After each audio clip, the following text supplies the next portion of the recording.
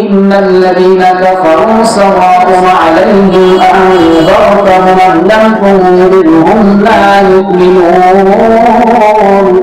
কেননা আপনি জানিয়ে দেন যারা কুফরি করেছে, ইন্নাল্লাযীনা কাফারু সাওয়াউন আলাইহিম আনযারতাহুম আম লাম তুনযিরহুম, আপনি তাদের দাওয়াত দেন অথবা দাওয়াত না দেন, আপনি তাদের বুঝান অথবা নাই বুঝান, লা ইউমিনুন, আল্লাহ রাব্বুল আলামিন বলেন তারা কখনোই ঈমান আনবে না।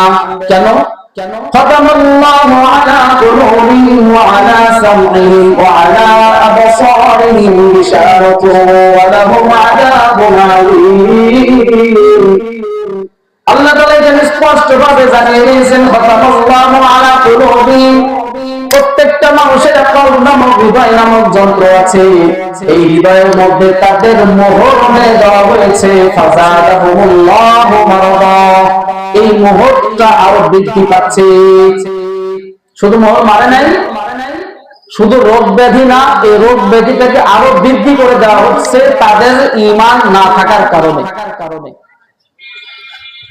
খতামাল্লাহু আলা কুলুবিহিম ওয়া আলা সামঈহিম ওয়া আলা আবসারিহিম, আমি আল্লাহ তাদের চক্ষু আর তাদের যে কান দিয়েছি, দুইটা চক্ষু দুইটা কান, এটার মধ্যে তাদের আবরণ করে দিয়েছে, তাদের হেদায়েতের বাণী কলবের মধ্যে ঢুকবে না।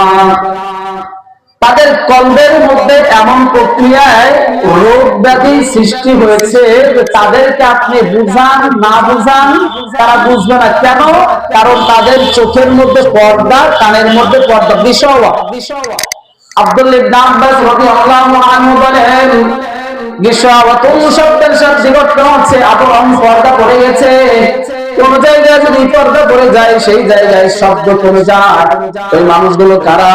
উলাইকা কাল আনআম বাল হুম আদাল, ওরা চতুষ্পদ জন্তু, চার পায়া জানোয়ারের চাইতেও খারাপ।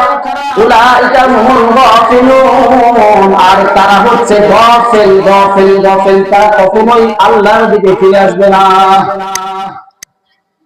أولئك الذين اشتروا الضلالة بالهدى فما ربحت تجارتهم وما كانوا مهتدين। এখানে স্পষ্ট ভাষা আল্লাহ বলে দিলেন তারা।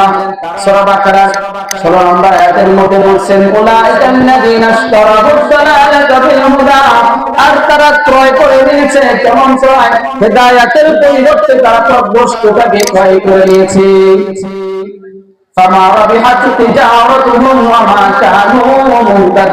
তাদের ব্যবসায় বড় লোকসান হয়েছে।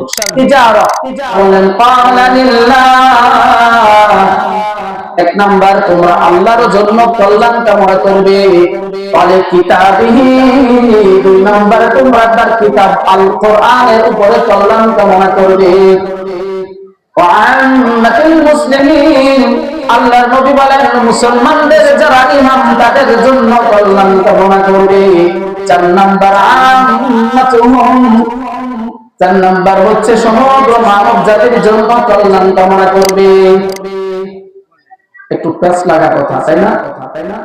মানুষ জাতির জন্য কল্যাণ কামনা করা যায়, এটা তো সহজ বিষয়।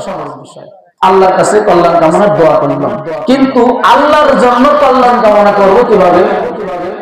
ইমাম তিরমিজি রাহমাতুল্লাহি আলাইহি হাদিসটি আনার পরে মুহাদ্দিসিন ইকরাম আল্লাহর প্রতি কিভাবে কল্যাণ কামনা করতে হবে এই বিষয়ে 5টা বিষয়বস্তু উল্লেখ করেছেন।